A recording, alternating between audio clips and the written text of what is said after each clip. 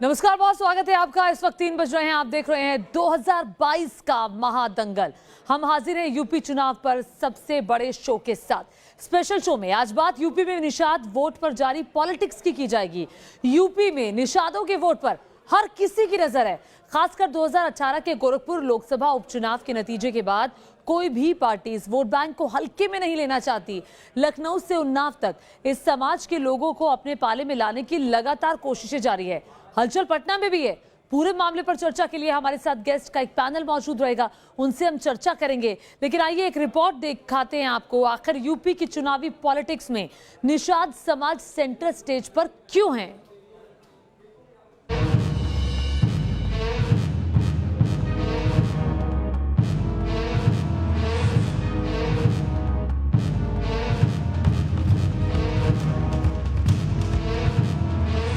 अब की बार किसके हाथ निषाद वोट की पतवा?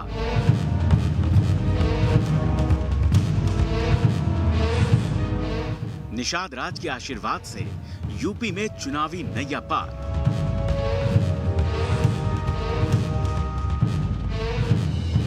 दो 2017 में अखिलेश हारे, 2022 में जलवंशी वोट के सहारे।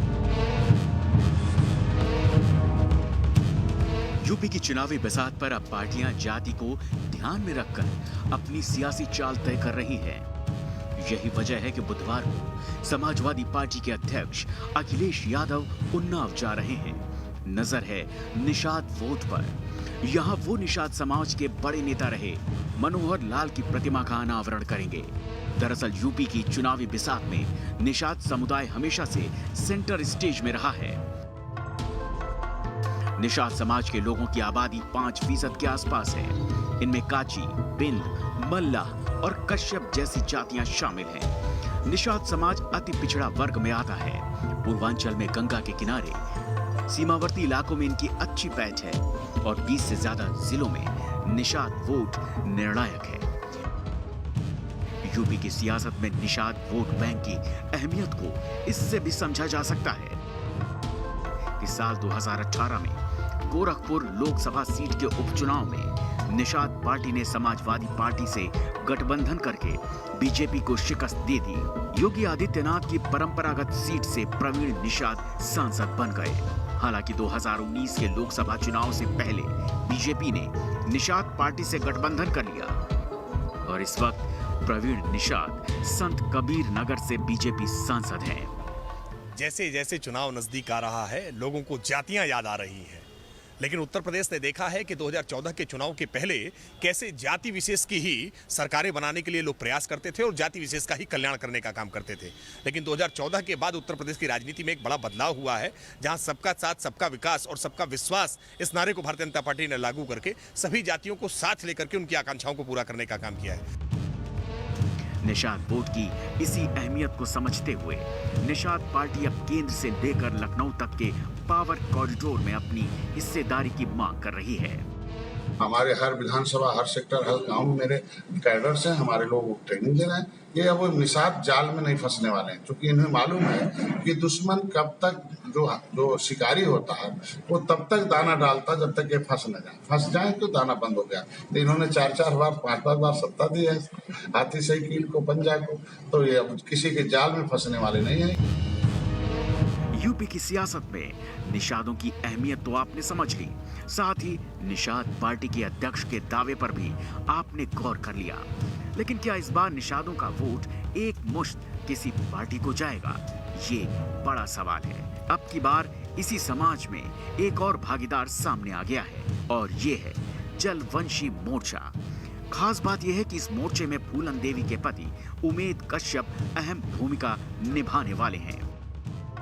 इस मोर्चे में राष्ट्रीय जलवंशी क्रांति दल, एकलव्य सेना, राष्ट्रीय जन संभावना पार्टी जैसे छोटे दल शामिल हैं। दावा है कि इस मोर्चे के पास 18% वोटों की ताकत है। उत्तर प्रदेश की एंट्री में बैंडिट क्वीन फूलन देवी की एंट्री। जी हां, उत्तर प्रदेश के चुनाव में एंट्री फूलन देवी की हुई है। भले ही उनकी मौत को कई साल गुजर गए हों, मगर वीआईपी पार्टी के राष्ट्रीय अध्यक्ष और बिहार के मंत्री मुकेश सहनी अब फूलन देवी को उत्तर प्रदेश के चुनाव में लेकर जा रहे हैं। 2022 में निर्णय लिया है कि उत्तर प्रदेश में चुनाव लड़ना है। इसके लिए पार्टी लॉन्च हो चुका है, वहाँ पे पदाधिकारी काम कर रहे हैं और हम लोग फूलन देवी जी, जुब्बा सहनी जी सबको हम अपने आदर्श मानते हैं। तो 25 जुलाई को शहादत दिवस है, तो हम लोग इस अवसर पे हम लोग उत्तर प्रदेश में एक बड़ा कार्यक्रम रख रहे हैं, जहाँ पे पूरे मंडल में अलग अलग जिला में उनकी प्रतिमा को माल्यार्पण किया जाए। अभी तक यूपी में निषादों के वोटों के लिए निषाद पार्टी, जबकि बिहार में वीआईपी पार्टी ही दावेदार नजर आते थे। लेकिन अब की बार एक नए मोर्चे की वजह से मुकाबला त्रिकोणीय हो गया है। Team news nation. और देखिए, इन चुनावों में अब निषादों की अहमियत बढ़ गई है, चूंकि पहले से ही महत्वपूर्ण वोट बैंक था, लेकिन 2018 के बाद से हर सियासी पार्टी इस वोट बैंक को निर्णायक मानने लगी है। इसी मुद्दे पर हम चर्चा करेंगे कि आखिर निषाद वोट बैंक किसके पाले में जाएगा, किस किस की नजर है। अनिला सिंह बीजेपी प्रवक्ता हमारे साथ जुड़ रही हैं, डॉक्टर अजीज खान हमारे साथ एसपी के प्रवक्ता जुड़ गए हैं, और खुद डॉक्टर संजय निषाद पार्टी के अध्यक्ष हमारे साथ जुड़ गए हैं। पहले डॉक्टर संजय निषाद, मैं आपके पास आऊंगी। सवाल जो सबसे बड़ा ये खड़ा होता है कि 2018 के बाद से हर सियासी पार्टी की नजर है, आप बीजेपी के साथ हैं, आपका गठबंधन है, और अभी कल खुद अखिलेश यादव उन्नाव जा रहे हैं, निषादों के बड़े नेता की मूर्ति का अनावरण करने वाले हैं। तो ये निषाद वोट बैंक खिसकने की आपको संभावना है, जिस तरह से हर सियासी पार्टी की नजर है? मैं तो पहले चैनल को बधाई दूंगा कि 70 साल से इस निषाद समाज को 70 फुट नीचे कर दिया था, लेकिन चैनलों ने आज हमारे समाज को, जो 18% आबादी है, जो देश को आजाद कराया था, ये देश का संविधान लिखवाया था, मझवार, गौंड, तुरैया, खरवार, बेदार, खरोट, कोली 7 नामों से अनुसूचित जात में सूचीबद्ध कराया था। लेकिन इन बेईमानों ने, इन्हीं पिछली सरकारों ने, जिन्होंने कांग्रेस की सरकार चलाई है, उन्होंने हमारी फाइल गायब कराई है, हमारे समाज के हक हिस्से पर डाका डाला है, हमारा अनुसूचित जात के नाम से नाम काटकर पिछड़ी में डाल दिया है। 70 साल ये कहते रहे कि हम शामिल करेंगे। हमारा शामिल है, हमें परिभाषित होना चाहिए। हुआर मझवार, हुआर गौंड एंड हुआर तुरैया, हम कहते हैं चमार भाई के सभी उपजातियों को उनके माँ के कोख से 1992 से पहले हरवा पैदा होते थे। ठीक है डॉक्टर संजय, हाकिम पैदा होते हैं। मैं ये कहना चाहता हूँ डॉक्टर संजय, आरक्षण अगर शब्दों का चयन, जिन शब्दों पर पाबंदी मैं चाहती हूँ, उन शब्दों का आप इस्तेमाल ना करें। मैं कहता हूँ मेरे समाज का आरक्षण जिसने रुकावट पैदा किया वो समाप्त हो गया, चाहे कांग्रेस हो, चाहे सपा हो, बसपा हुआ। मेरे आरक्षण को बिहार में समाप्त किया गया है। आज के दिन में बिहार को आरक्षण खत्म कर दिया है, वहाँ लड़ाई होनी चाहिए। उत्तर प्रदेश में आरक्षण को क्यों अब तक कोई राजनीतिक पार्टी ऐसा नहीं कर पाई? डॉक्टर संजय निषाद, मैं जानूंगी आपसे, अभी आप बीजेपी के साथ है, मैं आपके पास आऊंगी, लेकिन डॉक्टर अजीज खान आपके पास चलूंगी। क्यों आखिर कल अखिलेश यादव उन्नाव जा रहे हैं? क्या आपको लगता है कि अगर अखिलेश यादव उन्नाव नहीं जाएंगे तो जो निषाद वोट बैंक आपके साथ कुछ है जो भी, वो आपसे खिसक जाएगा? क्यों आखिर इसकी जरूरत चुनावों से ठीक पहले आन पड़ रही है? देखिए मैडम, जो कल दौरा माननीय राष्ट्रीय अध्यक्ष अखिलेश जी कर रहे हैं, वो तो एक प्रतिमा का अनावरण है, उसमें वोटों से कोई ताल्लुक उसकी नहीं है। पहली बात, अभी संजय निषाद जी को बड़ी गंभीरता से मैं सुन रहा था, उन्होंने कहा साहब 70 सालों से निषाद समाज को सम्मान नहीं मिला। मैं जानना चाहता हूं कि सबसे पहली बात तो इनके साहबजादे परवीन निषाद को सांसद किसने बनवाया? समाजवादी पार्टी ने। दूसरी बात आप समझे कि बैंडेड क्वीन फूलन देवी को जिस तरीके से लोगों ने प्रताड़ित किया, उनको सांसद किसने बनाया? माननीय नेताजी ने बनाया, उनको सम्मान दिया। आप इस बात को देखिए, अभी आरक्षण की बात कह रहे थे, 17 देखिए जो अति पिछड़ी जाति है, 17 अति पिछड़ी जातियां हैं, जिसमें उसमें निषाद, मल्ला और ये सारी कौमें आती हैं, निषाद भी आता है। इसकी लड़ाई लड़ने के लिए माननीय नेताजी ने 2004 में ही एक रेजुलेशन पास करके कैबिनेट से केंद्र सरकार को भेजा, उस पर कोई कार्रवाई नहीं हुई आरक्षण के लिए। 13.5% यही तो गलत है ना, यही तो गलत है, एक-एक करके यही गलत है, डॉक्टर संजय निषाद, अजीज खान को बात पूरी करने दीजिए। मैं कहता हूँ यही गलत है। मैं आपके पास आऊंगी, शामिल है और मैं आपके पास आऊंगी। इन्हीं से बात करिए आप। मैं आपके पास आऊंगी। 17 साल से एक मैंने मिनट। ये बकाने का काम बंद करा है। हमारा नाम शामिल है 17 पिछड़ी जात। अरे भाई आप इनसे बात करिए, दिसंबर रोकिए, doctor Sanjay Nishad, doctor Sanjay Nishad, doctor Sanjay Nishad, आपके भी तेवर गरम नरम पड़ते रहते हैं बीजेपी को लेकर। कभी आप आंख दिखाते हैं, कभी आप नरम पड़ जाते हैं। इस पर मैं आऊंगी। डॉक्टर अजीज खान को अपनी बात पूरी करने दीजिए। कहिए, पूरी बात कंप्लीट करने दीजिए। कहिए, आप नोट करिए सर। डॉक्टर संजय निषाद थोड़ा थम जाइए।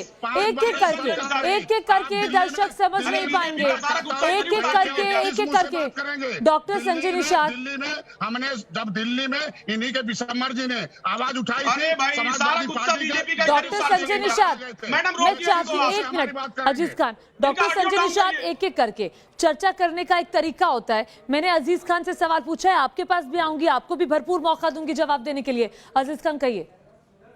जी, तो मैं दूसरी बात कह रहा था। उसके बाद 2013 में माननीय राष्ट्रीय अध्यक्ष अखिलेश यादव जी ने भी इसका रेजुलेशन पास करके कैबिनेट में इसको पास करके इसको केंद्र सरकार के पास भेजा। लेकिन किसी भी तरीके का कोई आरक्षण, किसी भी तरीके का कोई इनको सुविधा देने का किसी ने कोई प्रयास नहीं किया। दो बातें मैं बताऊं। दूसरी बात, अभी संजय जी कह रहे थे साहब बीजेपी कह रहे हैं। अभी बीजेपी में ये बड़ा उम्मीद लगाए बैठे थे साहब कैबिनेट में शामिल होंगे, लेकिन कैबिनेट तक में इनको नहीं दिया, आंखें दिखा दी गई। दूसरी बात आप समझिए, हम जानना चाहते हैं बीजेपी 4.5 साल से उत्तर प्रदेश में है, कितने निषाद समाज के लोग हैं, कितने मल्लाह हैं, कितने केवट हैं जिनको नदियों के किनारे पट्टा दिया गया, उनको उनका सम्मान दिया गया। ठीक है अजीज खान, मेरे साथ अनिला सिंह, मेरे साथ एक और गेस्ट है, मैं उनके पास भी जाना चाहूंगी क्योंकि आप दोनों से मैं सवाल ले चुके हैं। अनिला सिंह जी, समाजवादी पार्टी ये सीधे तौर पर आरोप लगा रही है, यहाँ नहीं कई सारे प्रवक्ता अलग अलग मंचों पर ये कह चुके हैं कि बीजेपी हमेशा निषाद समाज के साथ होने का दिखावा भर करती है, असल में किया कुछ नहीं। हमने जो पूरी मिनिस्ट्री बनाई हुई है, जल शक्ति मिनिस्ट्री, तो सीधी सी बात है, जब पूरी मिनिस्ट्री हो तो वो डेवलपमेंट किसका करेगी? वाटर बॉडीज के डेवलपमेंट करेगी। और वाटर बॉडी से सीधे कनेक्शन किन लोगों का है? उन्हीं लोगों का है ना जिन लोगों ने निषाद पार्टी बनाई हुई है। तो यहाँ ये कहना कि हम जो है, जो कौम है जो पूरा इससे कनेक्टेड है, उनके बारे में नहीं सोचते हैं, उनके विकास के बारे में नहीं सोचते हैं, ये बिल्कुल गलत होगा। जहां तक जाति और राजनीति का सवाल है, वो तो उसमें मुझे बिल्कुल ताज्जुब नहीं है। जैसे डॉक्टर खान बोल रहे हैं, अभी जातियों को लेकर ही पूरी राजनीति कर रहे हैं, तो समाजवादी पार्टी जो है, यादव जी की पार्टी जो है, वो खुद ही जात विशेष की रह गई है। वो पूरी राजनीति जो है जाति और धर्म के आधार पर ही करते हैं। यहाँ पर भी बस ये कैलकुलेशन किया जा रहा है कि निषाद जो है किस क्षेत्र में है, कितनी कॉन्स्टिट्यूएंसीज को इन्फ्लुएंस करेंगे। देखिए, उत्तर प्रदेश बहुत बड़ा राज्य है, बहुत बड़ा। 25 तो क्या जाति की राजनीति आप नहीं करते हैं? अगर मैं पूर्वांचल की बात करती हूँ तो वहां पर जैसे अभी निषाद पार्टी वाले हैं, ये अपनी आवाज उठा रहे हैं। आजमगढ़, कुशीनगर, घोसी, देवरिया, बस्ती, डुमरियागंज, सलेमपुर, वाराणसी, बलिया, सुल्तानपुर, यहाँ ये प्रभाव डालते हैं। ऐसे हम पश्चिम में चले जाते हैं तो जाट लोग आवाज उठाते हैं, जाट बोलते हैं कि भाई हमारी सुनवाई नहीं हो रही है। तो आप किसी भी क्षेत्र में आप चले जाएंगे, पश्चिम में जाएंगे तो जाट, पूर्व में चले जाएंगे तो जैसे कि अभी संजय निषाद जी बैठे हुए हैं, ये बोलेंगे कि हमारी कौम का देखभाल नहीं हो रहा है। तो कहीं ना कहीं एक जिससे बहुत ज्यादा आशा होती है, उसी से ये कहा जाता है भाई हमें और दो। तो मैंने कहा ना, पूरी मिनिस्ट्री बना दी गई है, पूरा मान सम्मान दिया गया है। जिस तरीके की भागीदारी चाहते हैं उस तरीके की भागीदारी भी दी गई है। तो पर यह है कि कोई भी अच्छा राजनीतिक दल जो सत्ता में होता है, मुझे लगता है कि उसको सभी जाति और धर्म के विषय में सोचकर अपनी राजनीति और अपनी सत्ता चलानी चाहिए। ठीक है डॉक्टर संजय निषाद, क्या आपकी राजनीतिक मंशा है क्या? ये सवाल आप पर समाजवादी पार्टी बार बार उठाती है कि राजनीतिक मंशा के चलते वो केंद्र में भी और राज्य में भी सरकार के साथ है, बीजेपी के साथ है। असल में निषाद वोटों की सिर्फ चिंता है उन्हें 2022 को लेके? मैं कहता हूँ political power strong than the god power. राजनीतिक शक्ति ही ऐसी शक्ति है जो किसी का विकास कर सकती है। संविधान इसीलिए बना था कि सभी लोगों के समस्याओं का समाधान हो, लेकिन जिन जातियों ने पार्टी बनाई, आज उनकी समस्या है। थाना देख लीजिए, अगर 15 दरोगा होंगे, 5 हाथी होंगे, 5 साइकिल होंगे, 5 वर्तमान सरकार के होंगे। हमारा 18% वोट है, ये कोई सिपाही होमगार्ड भी नहीं है। ऐसे सारे हम कहते हैं हमने तो सबको वोट दिया था ना। हम कहते हैं आज के दिन में संविधान में लिखा हुआ है, उसका अगर विशंबर जी ने आवाज उठाई थी दिल्ली में, सब सदन में, तो ये समाजवादी पार्टी के सांसद क्यों बाहर चले गए?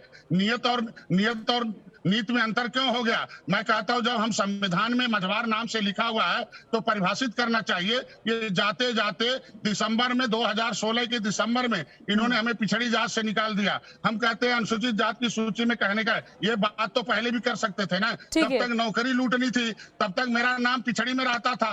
हम कहते हैं आज के दिन में हम तो ना अनुसूचित में ना पिछड़ी में।